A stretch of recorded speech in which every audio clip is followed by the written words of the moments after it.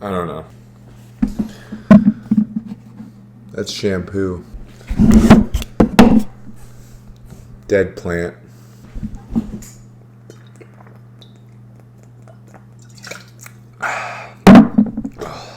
That's nice. Okay. A little bit different episode today. Out of all the episodes of the Verbal Journal I've done, which has been 4, I think, up to this point, without a doubt, this is the one that holds the most weight. And this is the one where the subject matter in the episode was the most consequential. And I was a bit unprepared. So take that into account. Just keep in mind that on every female's favorite podcast, the Joe Rogan Experience, the early episodes were a bit wonky. He was having, Holocaust deniers on, and it wasn't that he agreed with them. He was just like, you don't believe the Holocaust happened? Well, come on, dude, let's talk about it. I'm not saying that my guest on this episode of the Verbal Journal falls under that category at all. I guess I'm just pointing out the fact that perhaps I was a bit unprepared for how much research needed to be done on the spot, which there was none done on the spot. It was all in post-production, which I think some research on the spot would have helped us quite a bit. On this episode of the Verbal Journal, it's time for us to put on our tinfoiled hats and go to work. We talked about everything from hair transplants to Jeffrey Epstein to Jimmy Savile, I think. It was a good one. And, Thomas is an intellectual.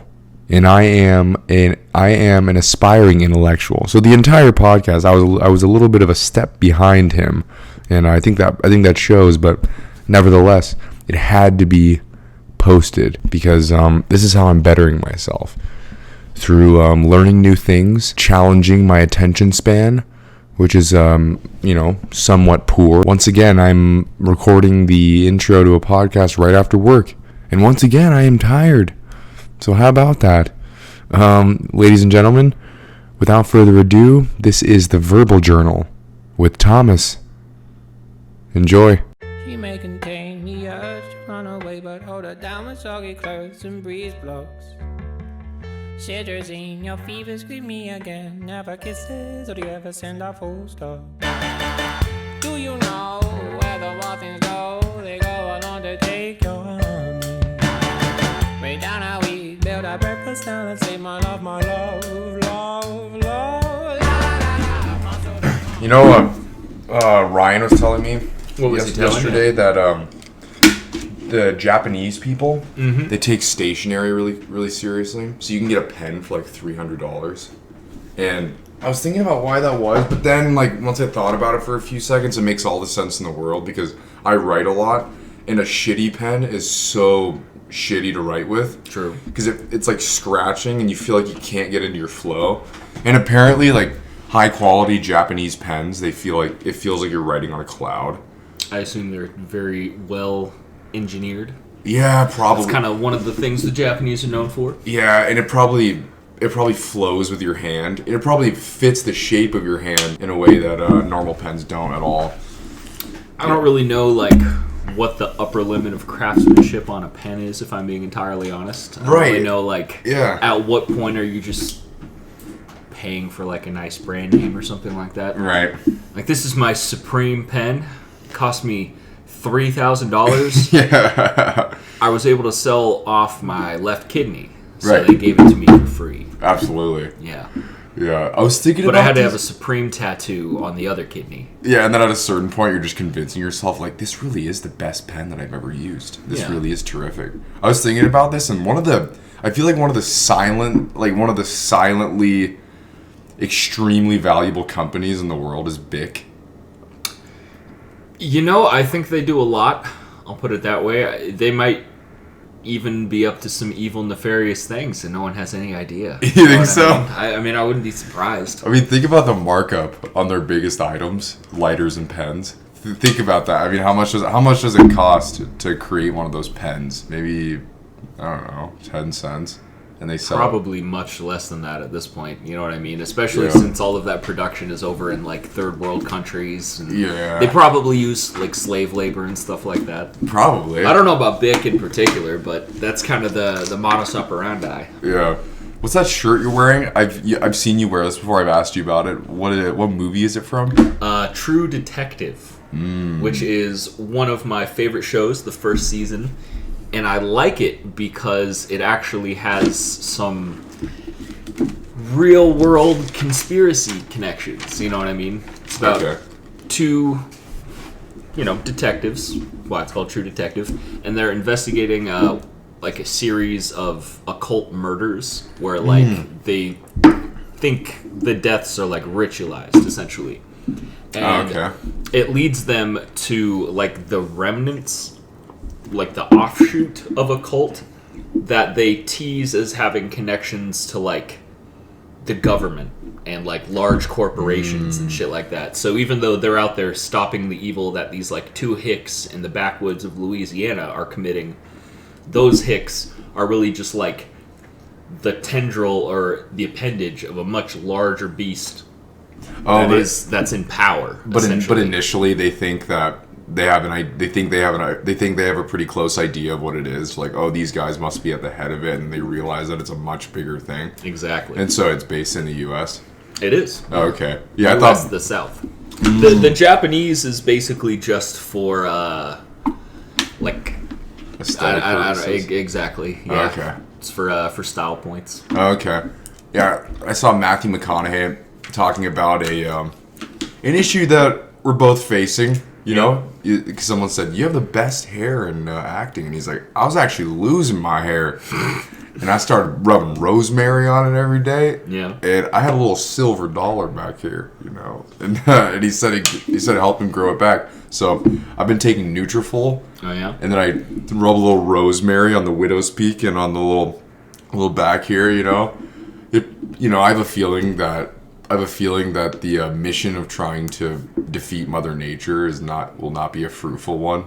But what I definitely wouldn't do is like go the Hims finasteride route. I don't know if they're going to be a sponsor of yours, but a lot of those like hair regrowth drugs. Yeah. Are we going, by the way? Yeah. Okay. A lot of the hair regrowth drugs basically make you impotent. Like they destroy your sexual function. I know. So like you have perhaps a mediocre set of hair that you might have lost earlier, but your penis doesn't work. Right. And I don't know about you, but I think the point of having good hair would be a roundabout way to like use your penis. Right. Yeah. That would definitely be one of the...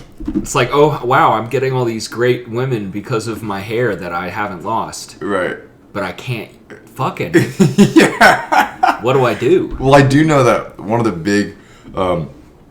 big side effects to Propecia is ED. Propecia? Yeah, that's one of the big... What's Propecia? That's one of the big hair loss prevention meds, like one of the pharmaceutical ones. Yeah. And so, I thought about that. I've thought a lot about this. I've been losing sleep over this since I was 16 years old. Oh, you have? That's probably contributing to the hair loss. That kind of stress can't be healthy. Yeah, probably not. Yeah, I think if you obsess over it, it's more likely to just go, Yeah, and I've come to terms with it to an extent. Because it's like, because there's nothing, whatever I can do about it, I am doing. And there's really nothing I can do about it beyond that. So I'm just trying to I'm trying to make myself better in other ways. Okay. Serious question. Dead set serious. All right. So as an Armenian, you obviously have a very justified reason to hate the Turks. Right. Would you go to them for hair transplant surgery? I wouldn't. I wouldn't do that. It's a little bit to do with, I wanted to ask, because like they're kind of like the stereotypical like Shangri-La, you know what I mean? They're like the place you take a pilgrimage to if you're losing your hair. Yeah, I mean, I've heard about a really good place for it in LA. Mm-hmm.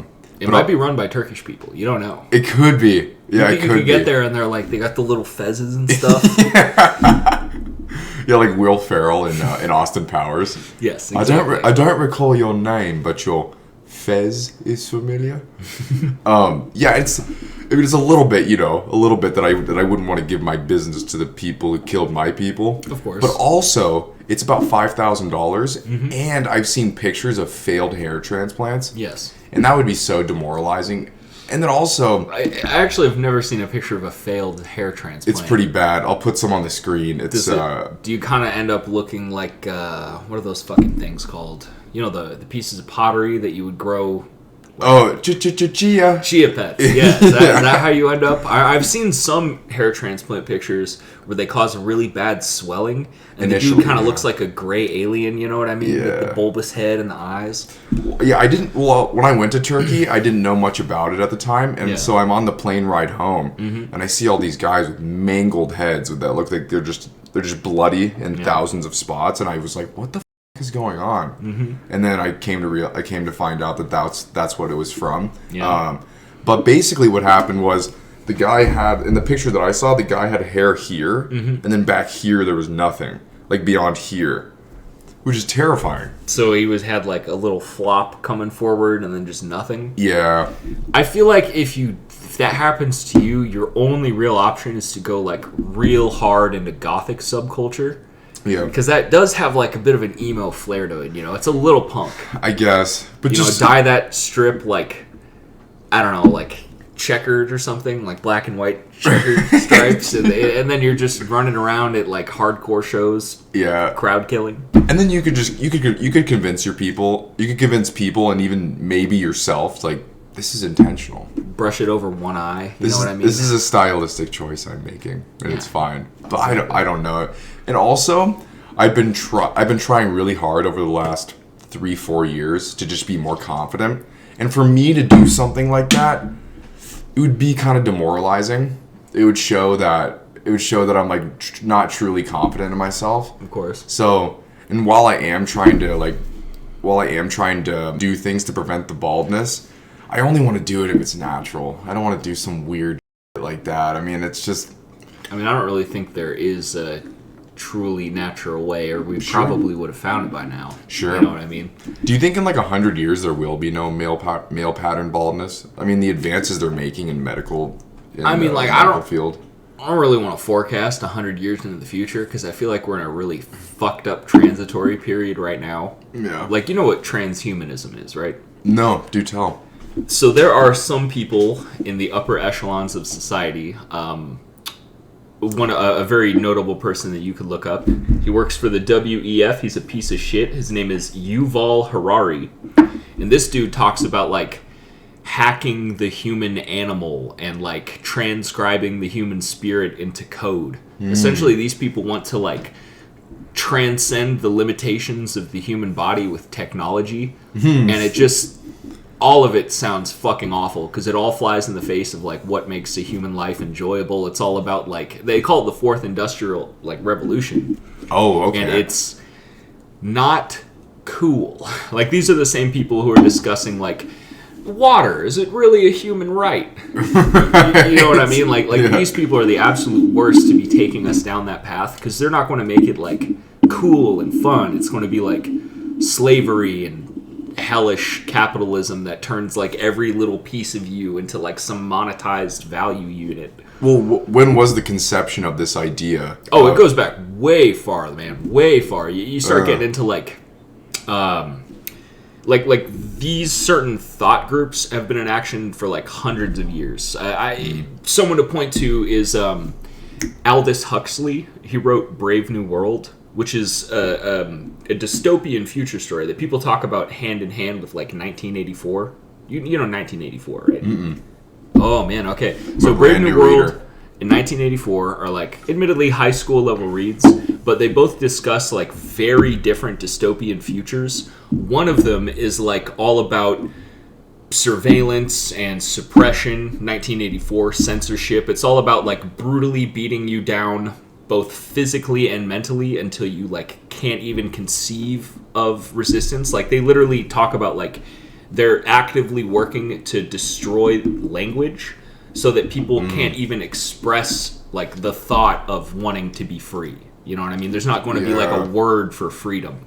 Right. And in Brave New World, it takes the opposite route, where instead of like the iron glove of dictatorship It's like, you know, everyone is entertained and drugged into passivity almost. Like in Brave New World specifically, they talk about how they're like breeding people into different classes of person. Yeah. So you have like your low class people, which are almost like your servants and shit, your like manual laborers, and then you have like your specifically bred to be smart people that are like running society. And the future that these fucking people want at the WEF, Illuminati, whatever you want to call it, you know, it's not really conspiracy because you can like look and verify this stuff. They want like a combination of those two things where they've like censored us and monitored us and surveilled us kind of into our bodies and minds almost. And they've also like drugged and genetically engineered us into like cattle, essentially. Well, specifically that is absolutely not a conspiracy. I mean, we are... the way I look at the world right now is that we are incredibly desensitized to what's actually happening due to... I think I heard that on Hulu, there's like 10,000 shows, or no, there's like 10,000 hours of entertainment, like at least. Yeah. So that's like... I mean, I remember, for example... and it would be, I'd be really putting on my tinfoil hat if I was to make a connection between these two. But I just... Do you know where the term tinfoil hat actually comes from? I don't. Because the conspiracy people are right about that. So tinfoil can be used to make this thing called a Faraday cage, a very crude one, but it basically blocks EMF signals. And all of the people wearing tinfoil hats going, "The government's beaming things into my head. I don't want them reading my thoughts." Well, they can actually do that. There are patents going back to, like, I think the 1960s for voice-to-skull technology, where you can literally use, like, I think it's a radio signal or something, to literally beam a thought into someone's head. So do you think, based on that, do you think the people that live, like, all the way out, like, in the middle of nowhere, quote-unquote, do you think that them being more sane sometimes, do you think there's like a direct correlation? Do you think there's like a direct reason why that is? I don't think there's any real correlation between isolation and sanity, and I kind of feel like there's maybe like an inverse correlation sometimes. Maybe not isolation. Like, but what I will say is that there are some people who are straight up saying like they have a sensitivity to Wi-Fi signals, and that they're like they make them sick.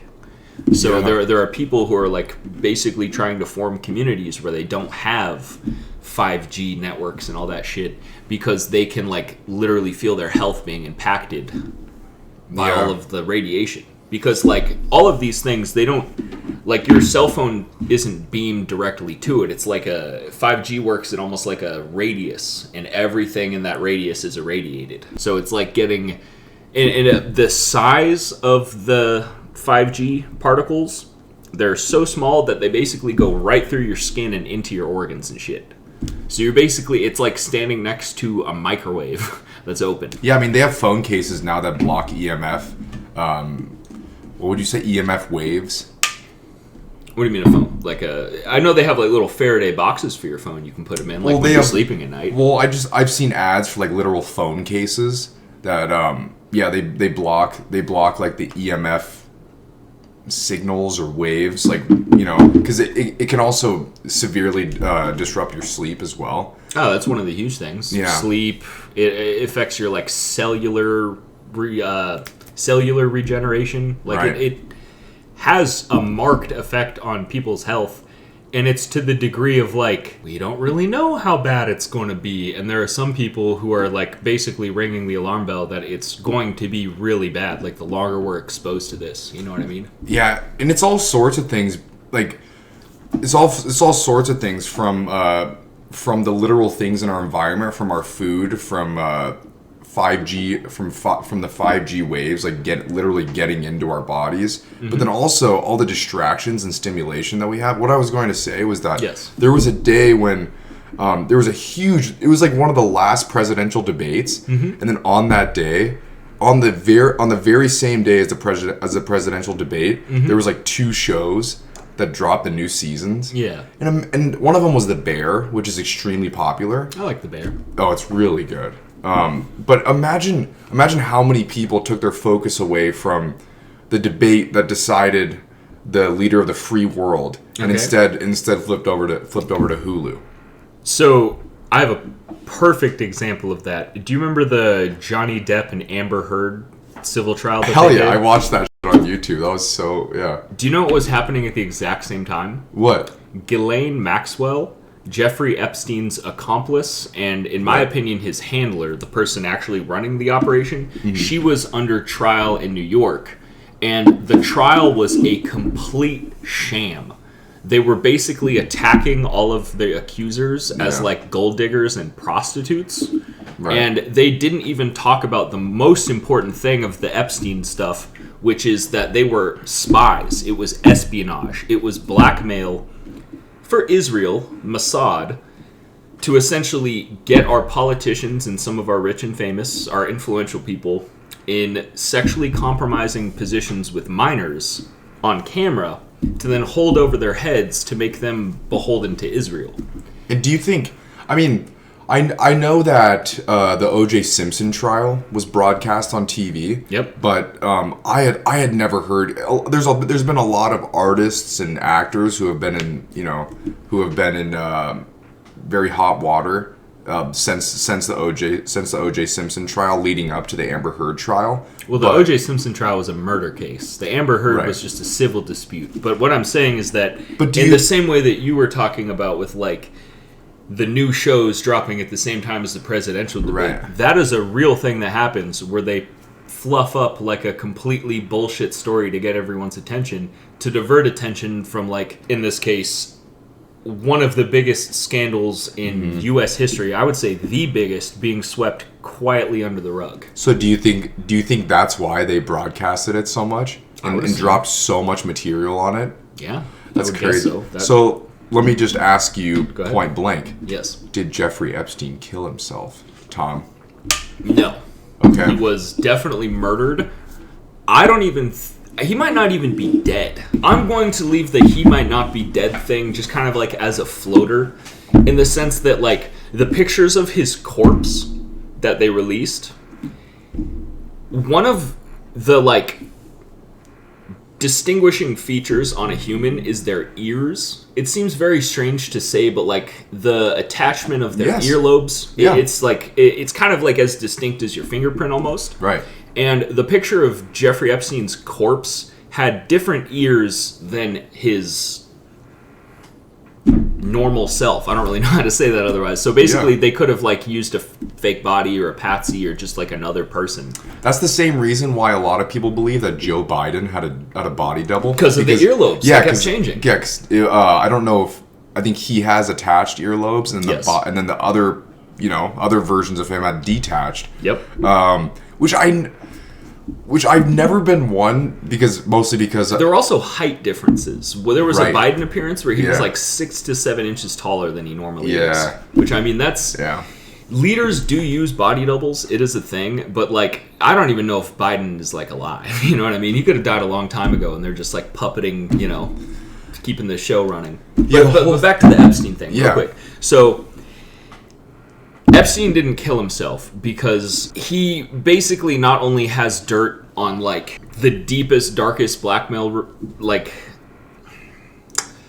I don't even want to call it, like, a network or anything, because it's so deeply entrenched with our government's proceedings, what he was doing. Like, the judicial system was involved.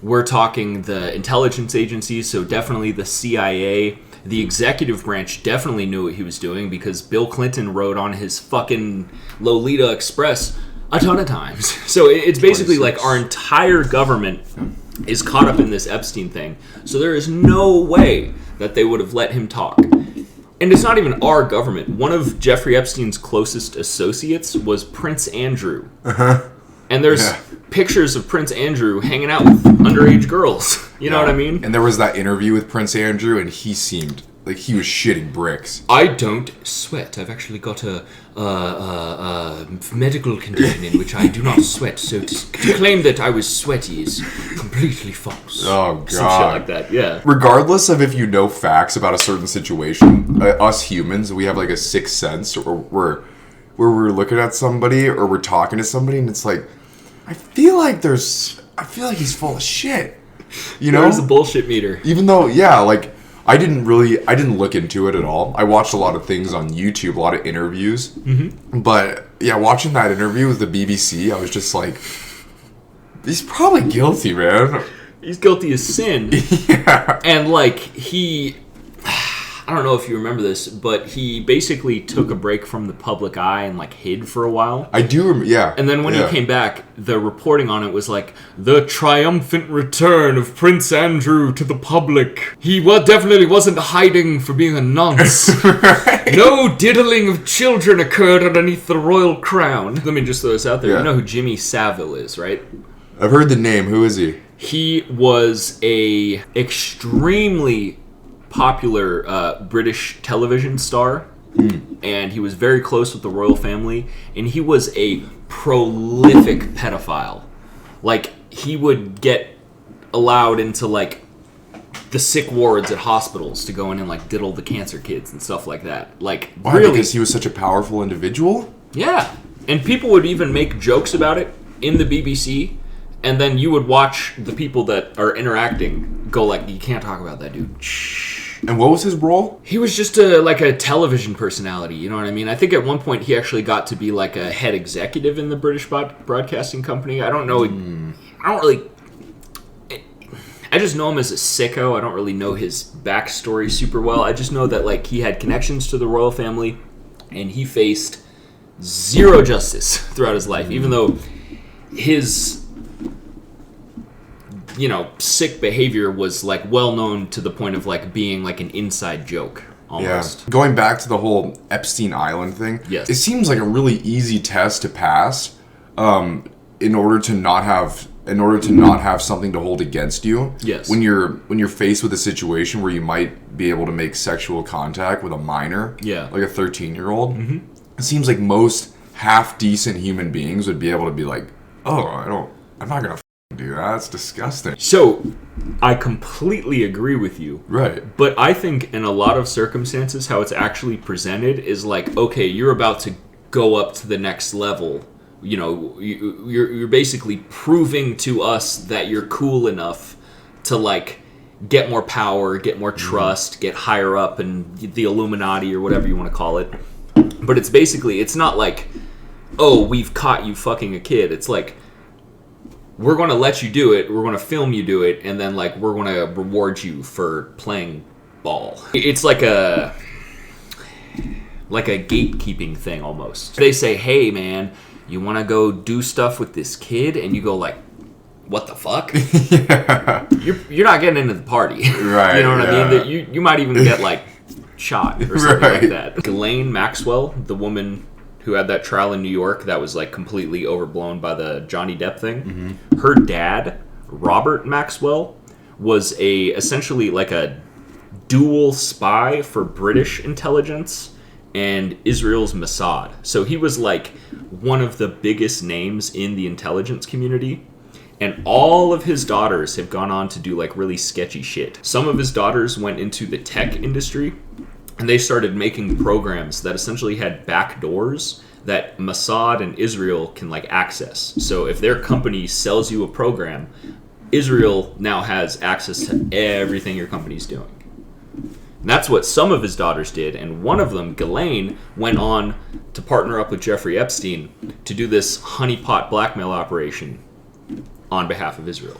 Yeah, and there's a lot of conspiracy theories on what Jeffrey Epstein, like, actually was about, because a lot of financial experts would talk to him, and he seemed, according to them, he seemed like very ignorant. Yes. About finance. Yeah, and he was supposed to be this genius financier. Right. If you look at his background, he didn't really earn any of his money, and he didn't, like, through his merits, gain any of his positions. Like, at one point, like, early on in his career, he was made, like, I think, like, the head math teacher at some, like, New York girls' school, I think. I forget the exact framing of it, but essentially he didn't have a teaching degree, he didn't have any, like, qualifications for the job, but the same person who got him that job ended up being connected politically to the people who got him his original sweetheart deal in Florida. Because when Jeffrey Epstein got arrested, it was not his first time. He got arrested back in the 2000s in Florida for child prostitution.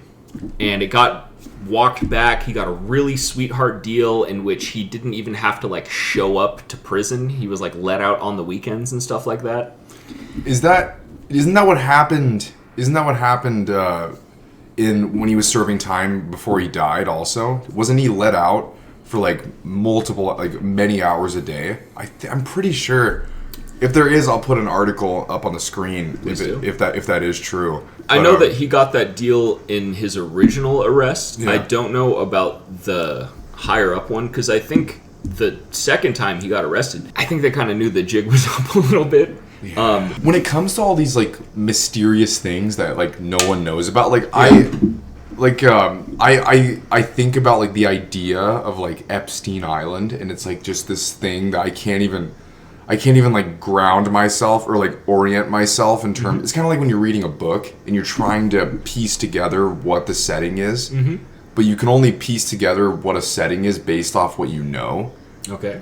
Based off the things that you have seen. So I just think about all these things, all these mysterious things with so much significance to them. It's the same thing with like people in the government who we don't know about, who have like a lot of power. Like the deep state, basically. Yes. The people that we don't elect, that stay in office their entire lives, and that technically have all of the decision-making power. Yeah, and the same people who stole the election from Bernie Sanders in 2016. That was 2016 when he was going up against Hillary. Yeah, like all of a sudden, she started out with... Hillary Clinton, by the way, is bad news, buddy. If you want to talk about conspiracy theories. Have you ever heard of the Clinton kill list? I have heard about that. Oh, yeah. Dude. Yeah, and I remember talking when I lived in Bellingham. Yep. I remember being like, I didn't know anything about politics, but again, it was that sixth sense thing where you're watching someone talk, and you're like, this stinks, dude. This stinks. And I remember, also I didn't know anything about politics, but I remember listening to, regardless of what you think about Bernie Sanders' politics, which there's a lot to criticize, but when you watch him talk, you just like, you feel like he's saying what he means. I gotta be honest, I wasn't really ever a Bernie fan, so I didn't like look into him very much. But I've never really heard him speak. But as like a human being, like it feels like he's not completely full of shit like every single politician. I would hope so. It feels like what he's saying is coming from the heart, and when you think about politicians like Hillary Clinton and Kamala Harris, it seems so scripted and fake. Yeah. It's just like, it's kind of disgusting, you know? The Democrats trying to be cool is pretty funny to watch from the outside, I will say. Yeah, I really like Tim Dillon. Tim Dillon's funny. And he was his bitchy gay persona, I feel like, is very hard to like watch for extended periods of time, but he is entertaining. Yeah, he was reacting to a video that Tim Waltz's wife, she had an interview, and she was saying how she opened the windows to their house so she could smell the burning of the tires. And she was saying it in like such a creepy way, and it was like, yeah. Wait, have you ever seen that picture of Chuck Schumer? He's like a, higher up in the. He's grilling, and he's got a turned off grill, and he's got cheese put on raw patties. Like he doesn't know how to grill. They just tried to take like a staged photo op of him doing an American thing. That's so funny, dude. It's like, look, man, I'm cool. It's like, I'm one of you guys. I just want to grill, man. Yeah. So here's a question. I feel like I maybe should have asked this way earlier. Do you know where the term conspiracy theory came from? Do you know who came up with it? No. So the CIA came up with it to label people who were theorizing about the JFK assassination. And do you know who killed JFK? The CIA. What was the guy's name? Lee Harvey Oswald is the patsy. He's the official one. Right. But the actual people who did it was the CIA. Israel was involved too, hilariously, again. Essentially, do you know what a false flag is? Oh, someone was telling me about... Oh. I was telling you about this. Yes. Isn't it when Isn't it when a country attacks itself and blames it on somebody else in order to attack that country? Yes. Okay. So America has done this a lot. JFK specifically, the CIA came to him with a plan they called Operation Northwoods. Operation Northwoods was a detailed plan to commit false flag attacks on Americans. I'm talking about like shooting up movie theaters, setting off bombs in public places, terrorist attacks on Americans done by the CIA to then blame on Cuba to give us an excuse to militarily intervene in what was then a communist country in the Western Hemisphere. JFK shot that idea down. He didn't like the idea of doing false flag attacks on Americans. So, they got his ass. And then every time a president has, tried to, do anything, they probably just hey, you remember JFK? Do you want that to happen to you? Do you think that presidents are briefed on things that the public don't know? Do you think that Obama and Trump, do you think that they know that JFK was not murdered by Lee Harvey Oswald? I would assume. In isolation, and they had to sign some sort of NDA, and they're just not allowed to talk about it? Do you think that's the case? Well, I think so. Yes, I guess I would simplify it by that. I think there's probably a lot of things that the president is read into, but I also think that the president doesn't really have as much power as they claim to. Like President Eisenhower, yeah, he was a World War II general before he got the job.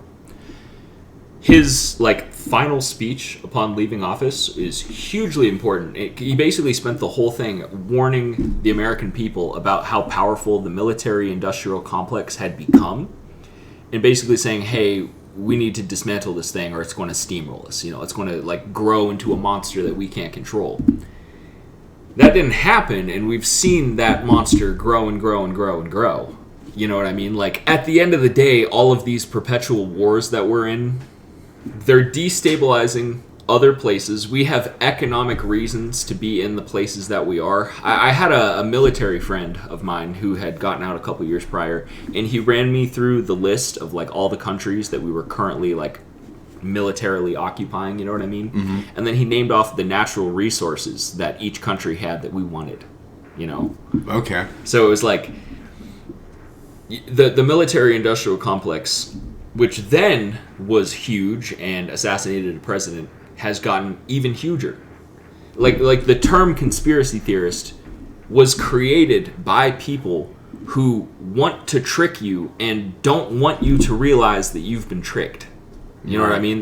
There's a Latin term, cui bono, who benefits. Who benefits from people thinking that conspiracies are just wild ideas that crazy people believe? The people tricking you. Yeah. Yeah, and it's and whenever an idea is labeled as crazy or off the beaten path, a lot of people just do not want to associate with it because they don't want to be labeled as crazy. I remember talking about the moon landing with my cousins. Yep. Because they had a sign where it's in this house we believe in medicine, we believe the moon landing existed, and I was like, I don't know, maybe we did land on the moon, but that footage is fake. 100%. It's just not 100%. Yeah, the events in that video fell in line with the laws of gravity, 100%. Yes. And there's just no way around it. And they looked at me like I was the most insane, I had schizophrenia.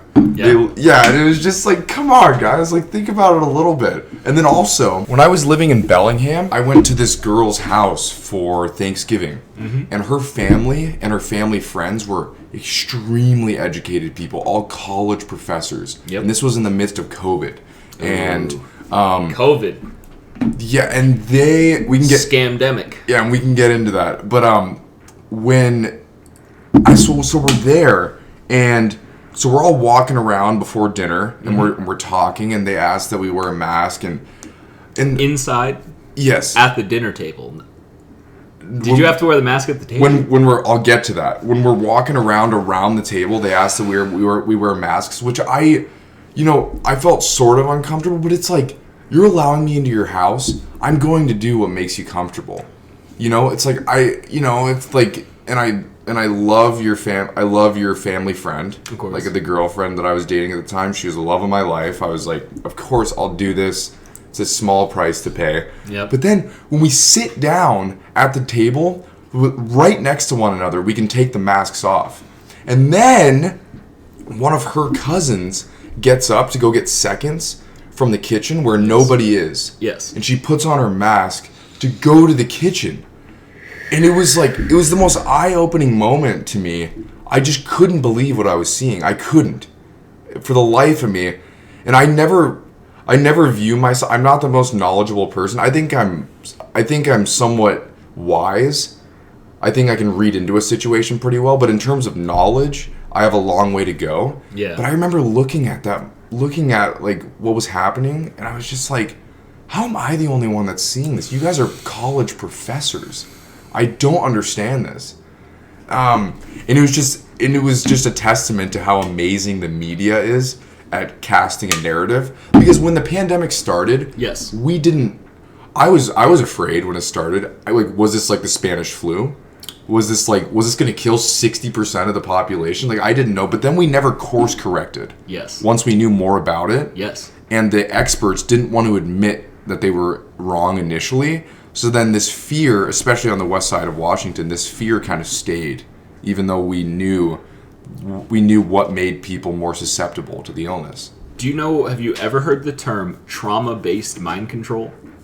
No. So this is Not something explicitly. Our government has done. The CIA did this. And I think it's kind of important. So I'm going to talk about MK Ultra for a second, okay? MK Ultra was a CIA program that was broadly about trying to figure out a way to mind control people. That project had a bunch of like splinter projects. So it basically like officially MK Ultra ended, I think, in like the 60s, but they kept going with the mind control thing. And it got to a point where they can now like essentially mind control people through the media. Mm-hmm. The media is used as it's not even like, it's like hypnosis almost, right? Because like, and when was this? Like, when was the conception of this? MK Ultra started back in the 50s. They would literally take people and like dose them with psychedelics and put them in sensory deprivation chambers, and like they were like torturing people essentially. And were they talking to them and trying to put ideas into their minds? So there's different like branches for what MK Ultra actually was doing. Like I said, it splintered off quite a bit, but essentially, here, I'll actually even just pull something up. Yeah. Why MK Ultra is important? Because the CIA was looking up, how do you brainwash people? And it kind of looks like they figured it out. What they learned is that if you take a person and you traumatize them sexually from a young age, you can splinter their personality and then program them so that, you know, with certain commands, you can like force them into different roles.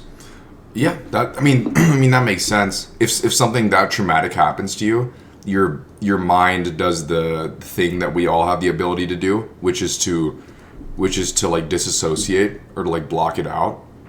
And then certain commands or certain events taking place, that'll definitely trigger certain things. I don't think that's in any way a crazy claim. But it's further than that. Like after they kind of figured out, okay, here are the ways we can influence and brainwash people, they started doing that to the American public. Like essentially what they learned in a broader sense is that if you traumatize a person, you make them more suggestible. Right. So if you traumatize a person, you put them in a mental state in which kind of it almost induces like a childlike mentality in which a person kind of like gives up some of their agency and like seeks a solution. You know what I mean? So like with all of the COVID fear, the solutions that they were presenting didn't make any sense and they weren't helping, but people were still sticking to them because they were in that traumatized mind state. Yeah, we weren't able to critically think to the point where it's like being in fear destroys your critical thinking. Yeah, and it's like because really the thing is like the N95 masks are pretty effective, but then people were like making homemade masks, which were completely ineffective. Yeah. I remember even Ryan had one, and he didn't agree with it, but he carried one around because he lived in Bellingham. Yeah. And the first time I met him, I was like, so put on your mask, and then take this lighter, and then like blow it out. And he just was able to blow it out. I'm like, well, that doesn't work. And he's like, I'll take my chances. You know, it's so if the government would have said everyone needs to wear N95s, that would have made a lot more sense. But the fact that they just use the word mask and everyone needs to wear a mask, people would wear like handkerchiefs around their mouth. You know? So like with the MK Ultra stuff, yeah, they also studied like cult mind control. You know what I mean? Like the Manson shit. You know what I mean? Like the aspect of like putting on the mask takes on a dual role of not only complying with the government, but it also has a level of like a cult uniform, where by putting on the mask, you are like donning the role of like a COVID conscious person almost. Mm-hmm. It's like an acceptance of the role. And let me ask you this. I'm sure you see it as well. I go into stores now, and people are still doing it at the climbing gym as well. Yeah. What do you think that stems from? Just fear? Because it's not about compliance anymore or making other people happy. It is about compliance. So 5 years later? While America was doing its CIA MK Ultra shit, yeah, other countries like the Soviet Union and especially China, I'm fairly certain China actually kind of started the mind control thing. Like there's this. They were basically taking like GIs and brainwashing them and having them like speak out against America and speak in positive favor of the Chinese. And America saw that and was like, hey, how do we do that? You know what I mean? So the Russian KGB, they did an experiment where they found if you take a group of people and you give them false propaganda essentially for a span of a couple of months. I think the actual study was 2 months. So basically, you take people, you inundate them with propaganda for a certain stretch of time. If you switch the propaganda and say like, okay, we were lying to you guys, they're not going to believe you. They're going to like stay set in that mental state that they created for themselves. Mm-hmm. So like, what we're seeing, like the people who are still wearing masks, they're just traumatized. You know what I mean? They're stuck in that little like mental valley that they've created for themselves. Yeah, I mean, and then you were just saying that when you're traumatized, your ability to critically think diminishes quite a bit. Yeah. So I just wonder if that is manifesting itself in many different places within their lives. Yeah. I wonder if they just can't really critically think in general or think for themselves. Do you think that's the case? I think there's definitely a level of like mental degradation involved. Like that. It's very obvious through like the problems that our school systems have had that they're like dumbing down people more or less on purpose. Like their goal is to have like a dumber, more subservient population. And breaking a bunch of people mentally. We were talking about this on the phone yesterday, and I said I wanted to save it for the podcast. And I'm 26 now. Yeah. I graduated 7 years ago, and I just every single year that I'm out of high school, I become more convinced that the school system really didn't do anything for me. Yeah. If I would have tried harder, I think, because the issue is now I'm back in college, but I never tried in school. Yeah. So I don't have that reflex to go back to where it's like, oh, I've worked really hard in school before. So I think that's one huge benefit of it. But also... the benefit of school is that if you go back to school at one point, you remember how to do it? Yeah, Well, the difference now is that I'm studying what I'm passionate about. Yeah. So having that reflex and that ability to work really hard is like, I think it's very valuable. And especially... But I think you don't need school to do that. You know what I mean? Right. You can get that through any discipline building activity. Right. I guess in America, though, we are so... we're just... A lot of us are very lazy. So when we don't have that structure built in for us, it's hard... Though? I mean, we're the fattest country in the world. But that doesn't... I don't know if that speaks to our laziness or maybe the quality of our food. You know what I mean? Fattest, and we're getting dumber. What we were just talking about. Yeah. I think they're poisoning our food supplies, you know what I mean? With all that, like, processing shit. Yeah. So, like, all of that contributes to the dumbness and the laziness. If our food was, like, cleaner, you know what I mean? Yeah. a lot of that would probably go away. Yeah, I mean, like, yeah, and you know, think of it this way: if trauma fucks with your mind to the point that you become like a low critical thinking, easily suggestible person, if society is built up to traumatize you in all these different little ways, then you're kind of like being broken on the wheel a little bit, in the sense of like, well, we don't need to go to your house and directly traumatize you if we can do it through your TV, right, or if we can do it through the circumstances that we've created, the hoops you got to jump through. And that whole idea that MK Ultra was based off of, it's so much more effective now. We have computers in our pockets all day. Yeah. It's just, like, oh, dude. A lot of the school shooters that we've seen, a lot of them are groomed online through FBI agents. You know, a lot of those people aren't acting alone. Most of them are on, like, SSRIs. Prozac is, like, a really common one to see in school shooters, like Prozac prescriptions. Yeah. And a lot of those people, maybe they're troubled, maybe they have problems, you know, they hop online, some Fed hits them up like, hey, you want to do something with all that anger? Here, let me give you a gun. Go to this place and shoot these people. That shit actually happens. And then building off of that, the guy who attempted to assassinate Donald Trump. Yep. The whole thing was weird. Yeah, it was weird. Because when they went to his house, it was professionally scrubbed. Yep. There was no silverware or anything. Mm-hmm. That's just, I mean, I don't care. I don't care if this makes me sound like a conspiracy theorist or crazy, but that's just weird. It doesn't make sense, and it should make some level of sense, you know?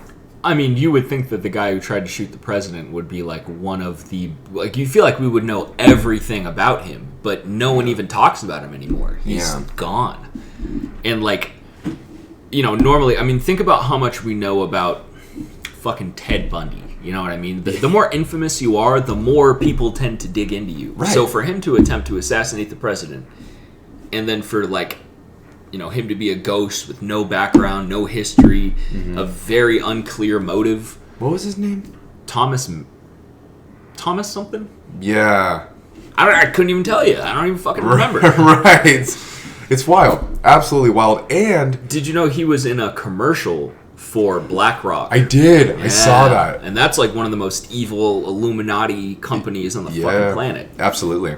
I think we've proven this time and time again, that the people in power pretty much use the protection of children as an excuse to take away your rights. Like, look at the internet stuff that's going on right now, where in multiple countries around the world, they're trying to censor people's access to the internet. And what they're trying to do is require your ID, so that every time you use the internet, you have to log in as yourself, and then everything you do is linked to you, which destroys privacy. And they're saying, oh, it's for the protection of children, but, like, they don't fucking care about the protection of kids. You know what I mean? It's bleedingly obvious they don't care about the protection of kids. You know that the population of Palestine or Gaza, the average age is like 18 over there. So that means half of the casualties of civilians over there are children. So that means tens of thousands of kids have been smoked by Israel, and America has been supporting it the entire time. That doesn't show me that they care about kids. It's just all about power. It's literally all about power. It's all about convincing you to give up your power, because they can do it with guns and a boot, but they don't want to, because if they pull that, then that incites the resistance that they don't want to see. If they can convince you softly to give up your power and be a willing slave, that's their ideal, because that way they get everything they want and they don't have to worry about you getting fed up and killing them. It's so seamless that way. When I was living in Bellingham after the mask mandate was lifted, they're convincing you that they love you. Right. I went to my pizza delivery job and I walked in and everybody was wearing masks, and I was like, what's going on? Like, do we have to wear masks? And then this girl was like, well, we saw her wearing a mask when we came in, so then I felt like I needed to, and then John felt like he needed to, and Gabe did too. And I was like, well, f*** this, I'm not doing that. It's like, it's so disgusting when you're cooking and it's hot and you're just, it's like a face diaper. Yeah. It's like, guys, what the f*** are we doing? It was a show of compliance. It wasn't about safety. Yeah, it's so fucking weird. And then the thing that really pissed me off was that on the news, they didn't talk about all the things that you actually should have done to make yourself less vulnerable to COVID, like exercising and getting vitamin D. They told us to stay inside. Stay inside, and I don't remember how bad this got in America, but like in other countries and stuff, they were arresting you for like going to the beach. If you went on a hike in the woods, the cops would show up and carry you off in chains. Yeah. Like, it's not about your safety, it's about control. Right. You know what I mean? And it's to a point where it's so obvious, it's not a conspiracy theory, it's a conspiracy fact. Right. You know, because all a conspiracy is two or more people coming up with a lie and trying to hide it from everyone else. Yeah. That's all it takes. So with COVID specifically, one of the, I think, biggest proofs that it was a lie, it was a misconstruction, it was they were fooling people, is that if you look at the flu deaths for the years going back to like 2017, 2018, going into 2019, flu deaths were at like hundreds of thousands. Yeah, that's a good point. I mean, I don't know about you, but when I was a kid, and when I was like in my early or late teens, early 20s, I had some brutal flus. Yeah. When I was like 12, I had the flu, and I had like COVID symptoms. I lost my taste for like 4 days. So that's, that was also one of the things that sucked, is when anyone got sick, they'd be like, oh, you gotta stay home.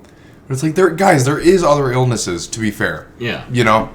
And like, okay, they made the list of COVID symptoms every possible thing you could possibly feel. Right. So it's like, oh no, I've got a runny nose. Oh no, I've got a fever. Right. It's all COVID. Yeah. And essentially what they did is they masked the flu deaths as COVID deaths for those years. So like if you look at the average flu deaths in the US, they go down once you hit 2019, 2020, 2021. Because a lot of the deaths that were flu, because flu does kill people, especially if you're older, they just said they were COVID deaths. Or obese. All the people weren't dying of COVID who were young. The hospital actually, I forget the doctor who whistle blew this, but there's a specific drug that they were giving people who had COVID called remdesivir, and remdesivir was killing people. It's like pretty toxic as far as drugs go.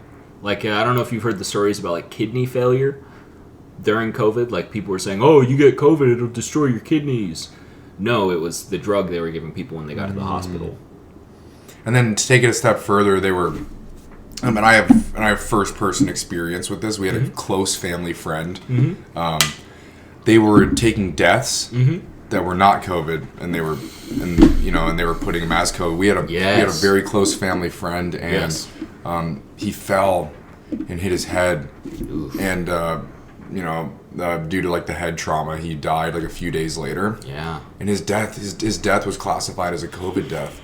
So it's not. That's fucking insane. So this is something that I can attest to, like, first person. Yes. And it's just it's disgusting. It's disgusting. It is like, I can't believe how focused we are on profit in this country. I get it. We need revenue to make the world go round. I get that. But it's not. I don't know. I'm not knowledgeable enough to say this with certainty. But it seems like we don't need to be as. It doesn't seem like we need to be as profit focused as we are in order to have a thriving country. It doesn't seem to be the case. I don't know. You've got to think about, like, how much of our money is stolen through taxes and what they actually use that money on. It doesn't really go back to helping us, you know what I mean? I don't know about necessarily like how profit driven we are, but like we're definitely motivated by the wrong things. And I think that as a society we're pretty like fear driven, if that makes sense. Like a lot of our responses to things, a lot of our drives, even a lot of like the fallacies that they use in like advertising, it's all kind of fear driven, you know what I mean? Yeah, and then also something we were talking about on the phone yesterday that I wanted to bring up was that in order to make us more fear driven, because I was talking about how we're not taught a lot of things in school that we should be, like financial literacy. And I heard this guy on YouTube named Charlie Kirk, and I'm familiar with Charlie Kirk. I think he's a bit of a shill, if I'm being honest, because he talks about how like conservative he is, but then he also talks about how much we need to support Israel. You know what I mean? And about how like it doesn't matter that they're committing a genocide. They're our best friends in the Middle East. Sure. But sorry, go ahead. Yeah, and you're not going to agree with everything for sure, even if you do support him. But one thing he said that really got me thinking was that how do you keep people desperate, poor, and dependent on the government? It's by not teaching them financial literacy at the age where they should learn about it, which is during high school. It probably even before as well. Yeah. And I just don't... Yeah, and that probably... I don't know. Maybe that's by design. Because if so many people are able to be self-sufficient financially, then it just kind of takes away the power that others have over us, 100%. Theoretically. Yeah. You know? No, I get that. Yeah, and it's wild. Yeah, like the lack of financial literacy I had in my early 20s, it definitely reared its ugly head. Well, I mean, think about the fact that most children are encouraged to go directly to college after high school and take on massive amounts of students. They just sign it. And then most of they just sign a little paper and they're just... Yeah. Most of the jobs that people get out of college don't directly link to a job. You know what I mean? It doesn't do what they tell you it's going to do for you. Right. And all you walk out of there is with a piece of paper that's largely worthless in today's economy. And a damaged liver, usually. A damaged liver, maybe a couple of STDs, and a couple $100,000 in debt. Right. Yeah, I remember I had a lot of friends who went to Wazoo, and especially in Pullman. You probably had a coke addiction if you're there. Yeah, a lot of people did. But especially in Pullman, there was nothing to do. I remember I went and visited, and I was like, well, what do you guys do? And they're like, get fucked up. They're not much. And that's pretty much all I did when I was there. And then a lot of people that I knew, they would take out student loans just to like buy booze and weed. You know? Jesus and they were Christ. They were allowed to do that. They didn't have to like connect they didn't when signing the paper, they didn't have to like cosign, get vetted by the school. Yeah. Like, well, you're getting $4,200 and this class costs $4,200, you know? Yeah. There was none of that. It was just crazy. 18 years old, you have like almost a decade left of brain development, and you're just able to take on all this debt that you could never get out of.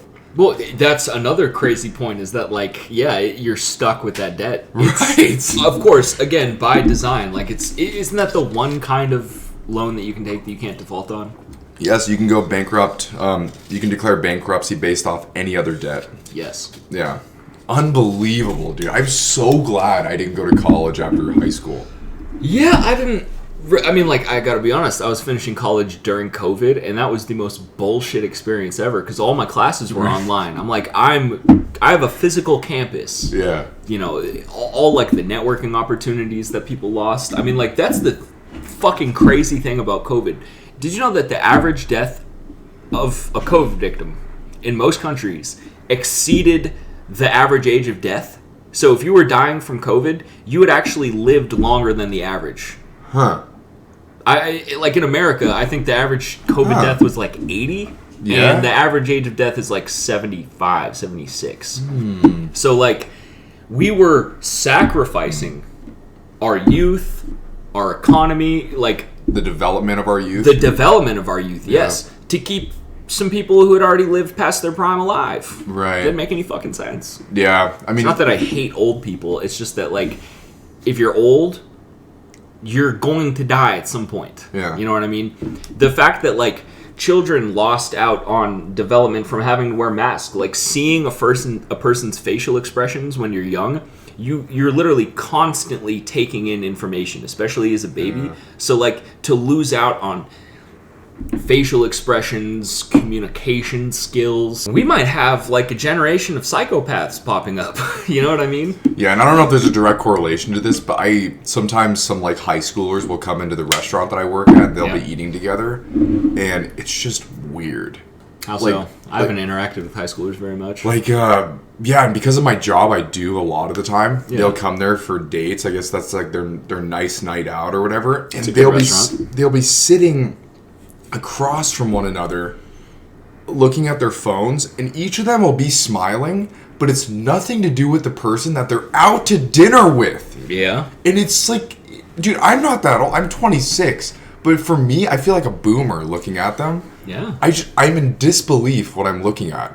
I mean, like, I feel like the COVID event, the scamdemic, the plandemic, those few years, that's like a cultural shift. You know what I mean? You have the people who remembered the world before it and the people after. It's like for our generation, everyone talking about 9/11, how the world was so different before 9/11. We had another 9/11 tier event that I think bigger than 9/11 because it affected the entire fucking planet. There's probably not a person who wasn't influenced to some degree by that event. Yeah. I had to recover my social skills after, you know, when things returned to normal, which, like, I think in my time in Bellingham, because I left in 2022, they never returned to what they were before. There's no way. I don't think you can. I mean, I was worried that Halloween was going to go away. That was my favorite, like... It's pretty awesome. It was my favorite holiday as a kid, and then you hear those couple of years where kids weren't, like, trick-or-treating and stuff. Right. That's fucked, man. You're going to miss out on, like, so many of these important milestones throughout your life as a child. Yeah. Like, what does the world look like when you're growing up like that? Yeah, and you think about the people who are ages 14 to, like, 17 No now. prom, no dates, no hanging out with your friends. It's all just, like, forced online interaction. Yeah. And if they're 14 to 17 now, then in 2020 they were between the ages of 9 and 12, which are crucial years in your development. Yeah. So it remains to be seen how that'll affect their long-term development. And it's a very scary proposition, you know? It's very, very terrifying. Yeah, I'm just glad I wasn't living around my elderly family because obviously they live in this area. So I was basically able to do whatever I wanted, which was kind of good for my social interactions. I have a question for you. Yeah. Continue your thought, but it just popped into my head. I wanted to ask. No, ask. Would you feel you don't have to share this if you're not comfortable. You can cut this out. I'll cut it out if I All right. Did you take the COVID vaccine? I did. How many? Because they One. kept giving you boosters. You know. What I mean? Here's what happened. I was dating a woman. Yep. Who I loved. Was this the same girl that made you go to that Thanksgiving that was weird? Yeah.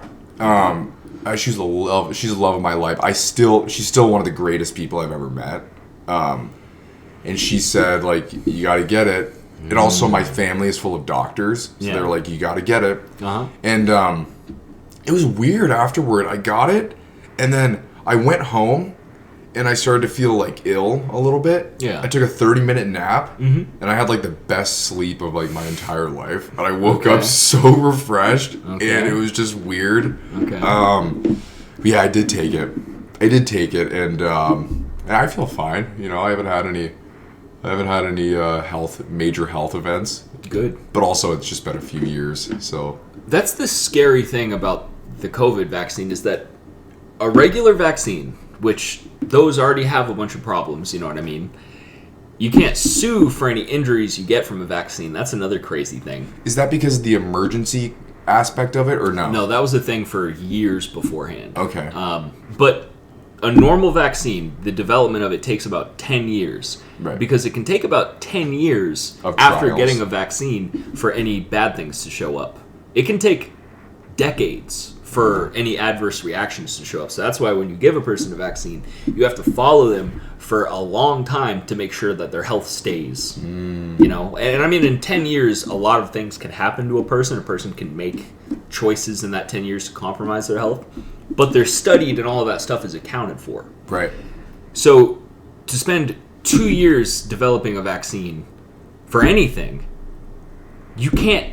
They were telling people it's 100% guaranteed safe, and you literally can't guarantee that because you haven't studied the effects of it for long enough to 100% say, okay, this thing isn't going to give you vicious cancer in 10 years. Mm-hmm. And the guy who created mRNA vaccines, his name is Robert Malone, I think.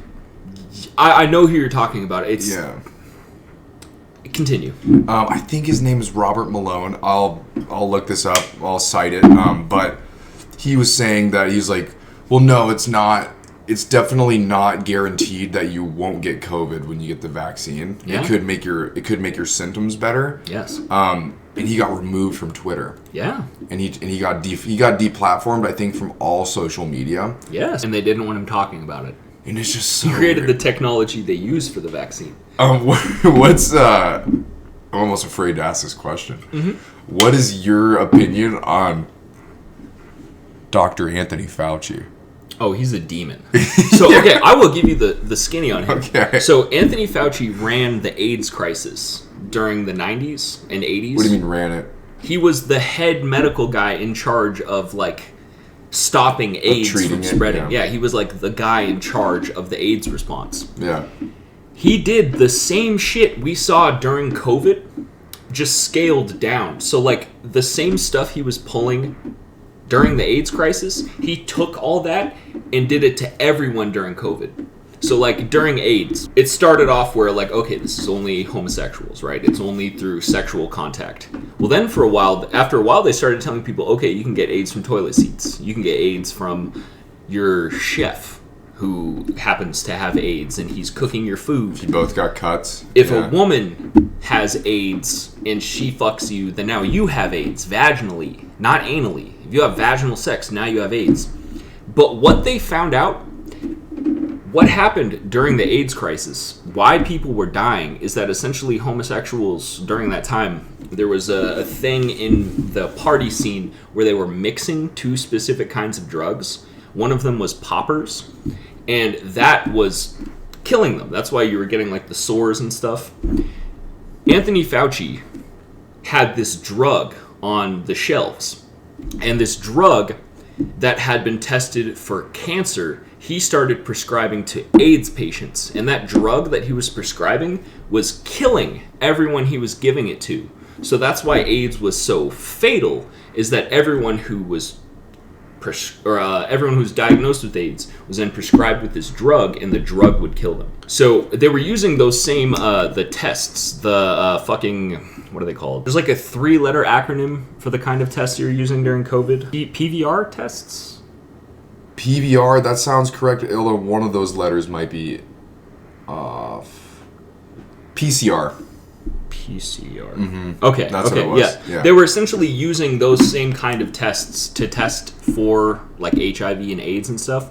And those tests, the PCR tests, you can fuck with the results. You can basically take the tests, which are usually done under a certain magnification. So you take a sample from someone, you magnify it a certain amount of times, you let the sample age, and then you examine the sample and you see if any of the things you're looking for have grown. I want to ask this to Carrie.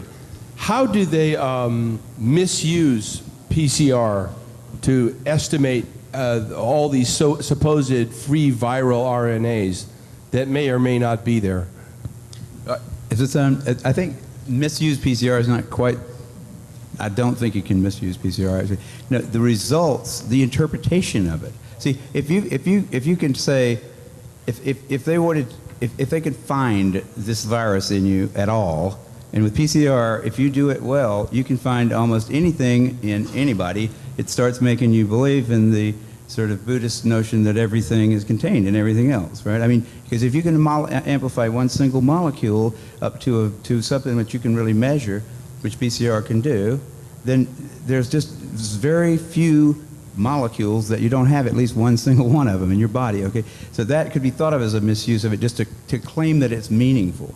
But the real misuse of it is that you don't need to test for HIV.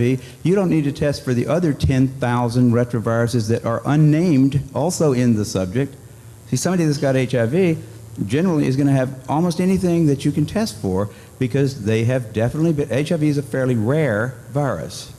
There's only 1 million of us out of 250, 300 million people in America that have that virus. Not that PCR has been misused. It's a really quantitative thing. It tells you something about nature and about what's there, but it allows you to take a very minuscule amount of anything and make it measurable and then talk about it in meetings and stuff like it is important.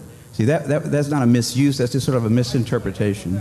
Even after all these PCR, this quantitative PCR, that if you just get down to a basic virological count, it's still one in 1,000 to 1 in 10,000, HIV in 1 to 1 in 1,000, 1 in 500 to 1 in 1,000 T cells.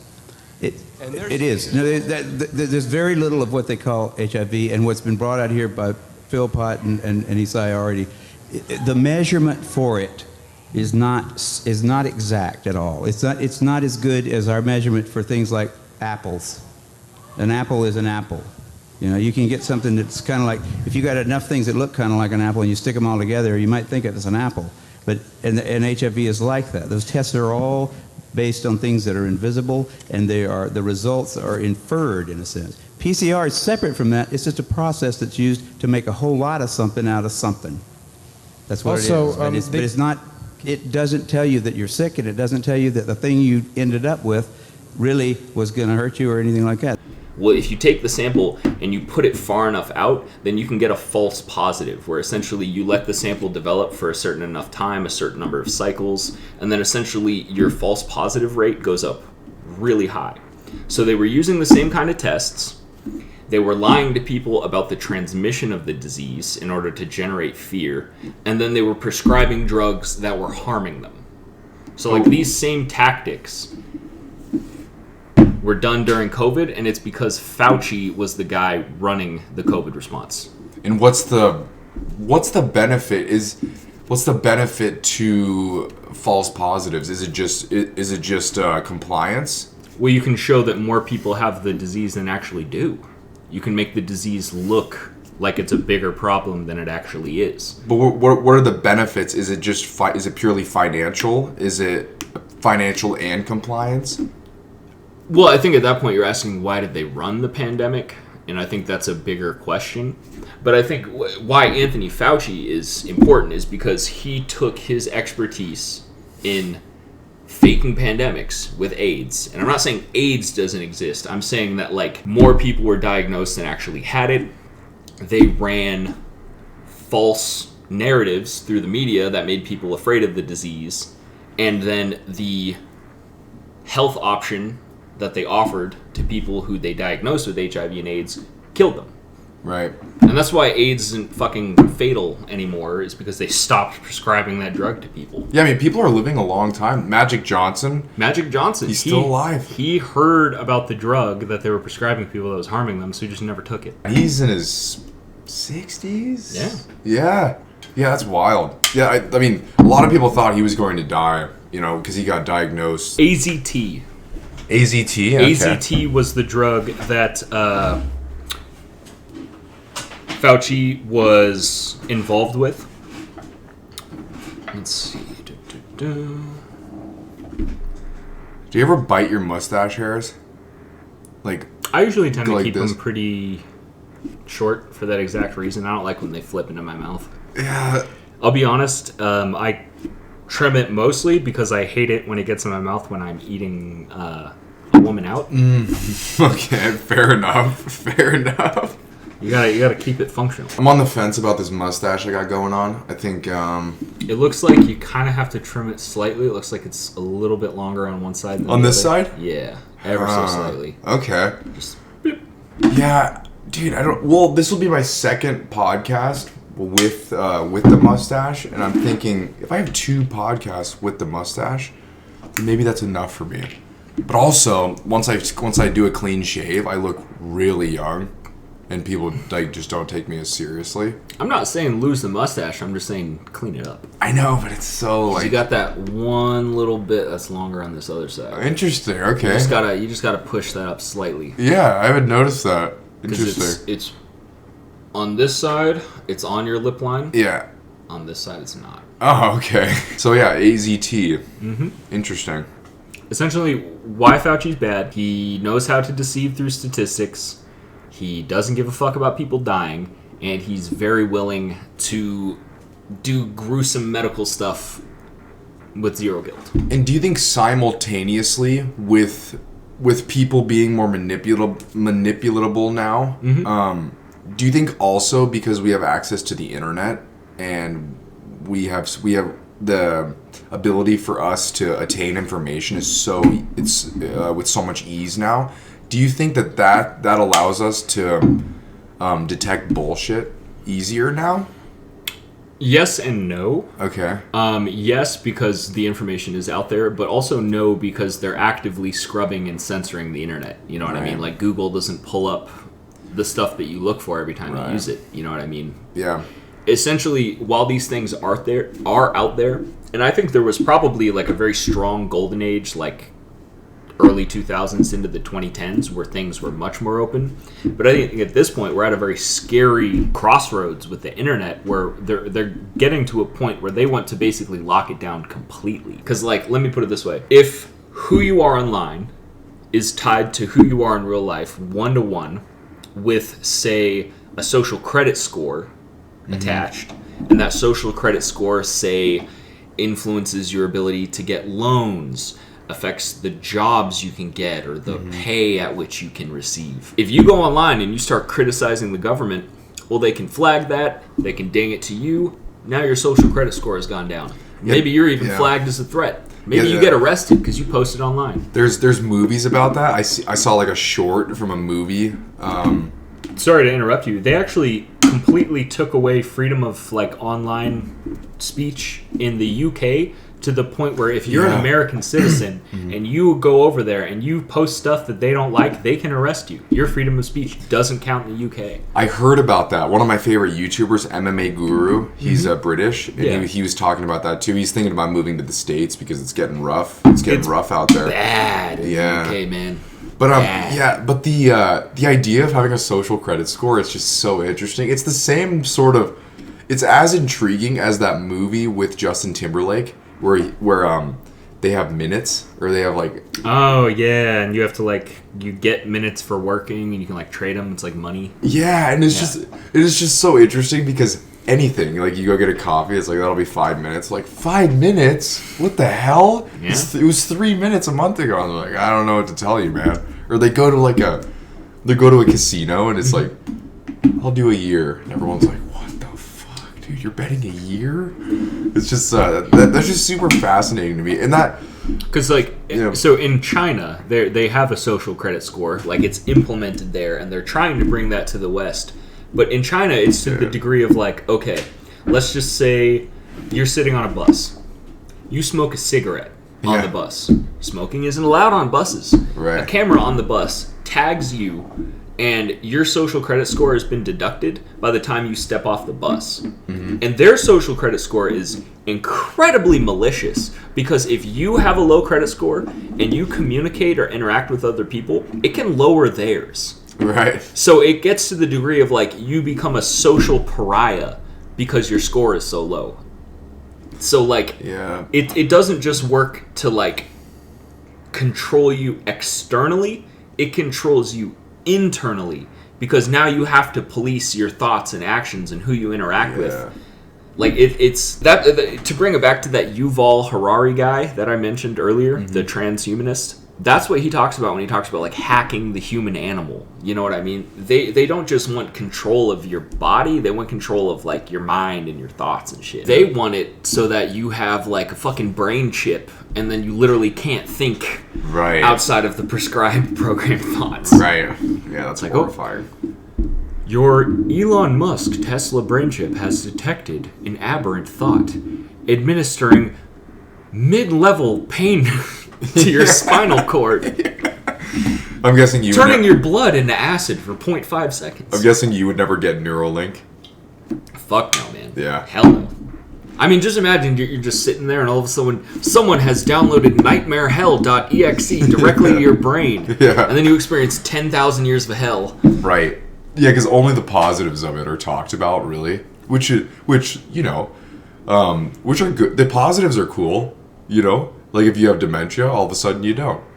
You know? That's great, but, you know... the downsides adversely, are... it's... inhumanly inconceivable. I mean, it's such a bad idea, I don't even know how to describe it. Because, like, the people who are pushing this plan are not good people. They don't have your best interests in mind. Right.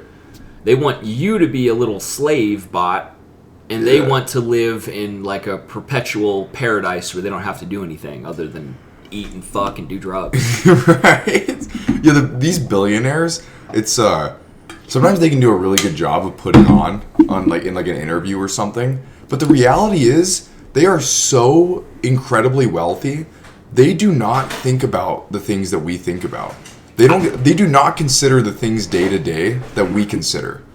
I mean, I think it's much further than that. People talk about like lizard people running the government. Yeah.